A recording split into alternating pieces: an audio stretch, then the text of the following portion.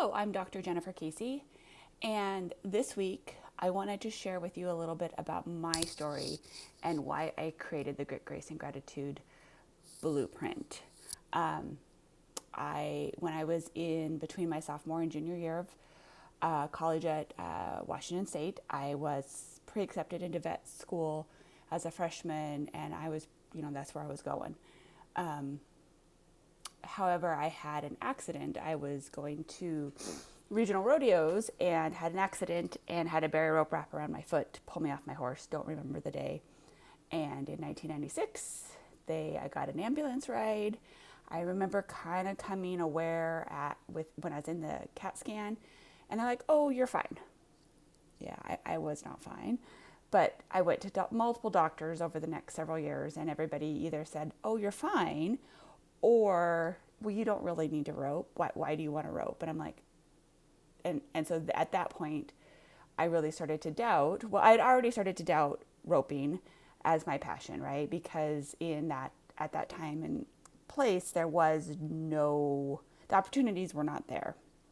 And maybe they were not there, and maybe it was just not thought that that's what you would, quote unquote, should do. So I switched gears, went to physical therapy school, which I think is a much better fit for how my brain works anyway. PT school was a little rough. I still was very much not with it. I developed lots and lots of pain, like do not touch me type of pain. Lots of brain fog looking back on it. Not being very cognitive. Like, could I do the schoolwork? Yes, I could do the schoolwork, but that was a different part of my brain. But having to actually have any social interactions or do anything was very painful. Like curl up in a ball type of pain. But I think, like so many people with so many different things, I became a quote unquote, I looked functioning from the outside, right? I graduated college, I went to school, got a job, I rodeoed, and was successful at rodeoing, right? Like I powered through it and did well roping. But I still never felt very good.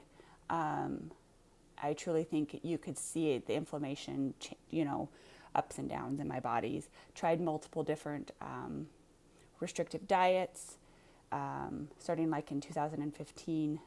Actually, I think in 2007, I started having gallbladder attacks, which at the time, looking back, I can tell they're gallbladder attacks. Started seeing a functional doctor. She was helpful, right? One of the first very functional medicine doctors, because she had started this a long time ago. But looking back, she was using supplements instead of medication, but we still really weren't getting to the root causes, right? And I think people have to be ready to get to the root causes, right? The stress and the mental aspects of it. So then in 2015, I got really sick. I mean, I might have looked healthy, but I was not healthy. Anytime I went to eat anything, it hurt. So therefore, I didn't eat. And then so then I'd say, screw it and eat something that was, we're not talking we're talking maybe, at one point I was on 5 foods, rice, pork chops, white sugar, olive oil, and peaches. And I was okay. Like, I felt pretty good, not sustainable. So, anyway, went through all of the things, right? And then kind of started to feel a little better, but not really. And then in 2020, I should have looked this up, 21, November of 21, October, actually Halloween I was trying a horse and fell off of it. Like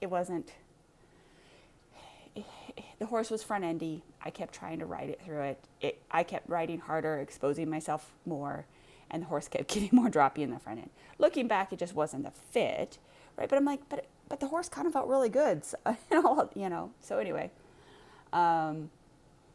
just went over the front, hit my head in the same spot. Yeah, that's when everything got really bad, because I was leaking fluid out of my nose. And again, I went to the ER or the clinic, and they're like, yeah, we just think your eye is irritated, and did the thing. So by chance, I got with a mental performance coach in December of that year.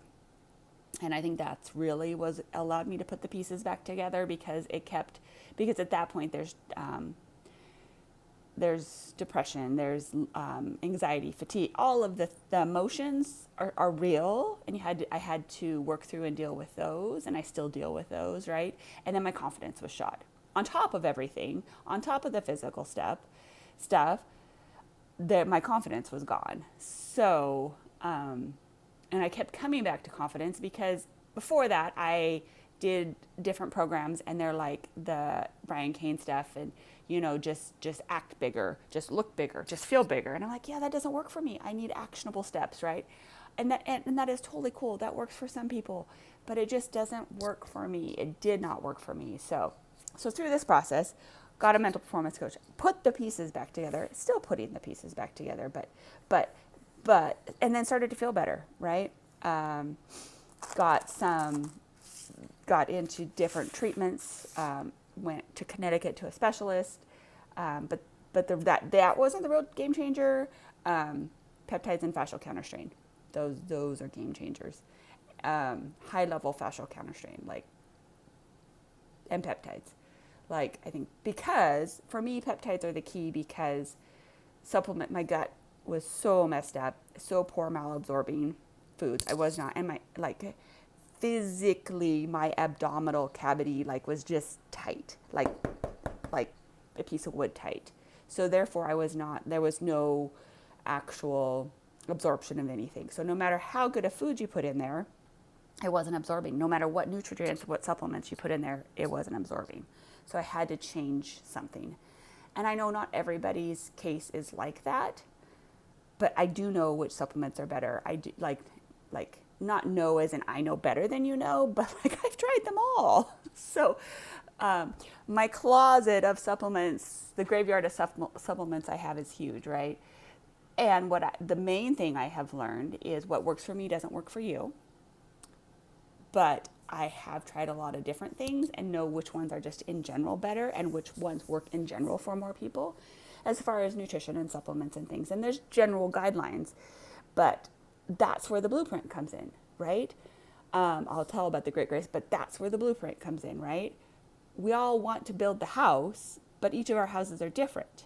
And that's okay. And that's the power, right? And that's what I've discovered, right? I have discovered it doesn't matter I'm not a house builder, right? But are you going to build your house with pine wood or with tree branches? I don't know, right? You know what I'm saying? I know people do, right? Why do igloos and then adobe and all the things, right? All the different types of things, using the things around you to build your house, right? So the whole idea behind the Grit, Grace, and Gratitude Blueprint is that we build and we put in things, and step by step we do them.